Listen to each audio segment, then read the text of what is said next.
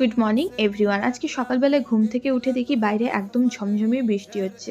But school তো যেতেই হবে, কিছু করার নেই। তাই রেডি হয়ে বেরিয়ে পড়লাম স্কুলের জন্য। আর কাল যেহেতু রাত থেকে বৃষ্টি হচ্ছিল, চারিদিকে পুরো জল জমে গেছে। আর স্কুলের শেষে বাড়ি ফেরার সময় আমি কিছু ফ্রুটস নিয়ে বাড়ি ফিরলাম। আর বাড়ি ফিরে দেখি আজকে লাঞ্চে মা বানিয়েছে খিচুড়ি, আলু ভাজা আর পাঁপড় ভাজা। তো খিচুড়ি দিয়ে হচ্ছে আজকে লাঞ্চটা কমপ্লিট হলো। আর এই বৃষ্টি বৃষ্টি ওয়েদারে খিচুড়িটা একদম পারফেক্ট। তারপরে কিছুটা ম্যাঙ্গো খেয়ে আমি রেস্ট নিই আর তারপরে চলে যাই স্মার্ট বাজারে। যেহেতু আজকে থেকে হচ্ছে একটা নতুন মাসের শুরু, বাড়িতে গ্রসারিও ছিল না, সেগুলো সব রিফিল করার ছিল। তাই চলে যাই বৃষ্টির ফাঁকে স্মার্ট বাজারে, আর সেখান থেকে নিয়ে আসি এই বাড়ির যা যা গ্রসারি দরকার ছিল। এখনও বেশ কিছু জিনিস বাকি রয়েছে, সেগুলো অন্যদিন আনবো।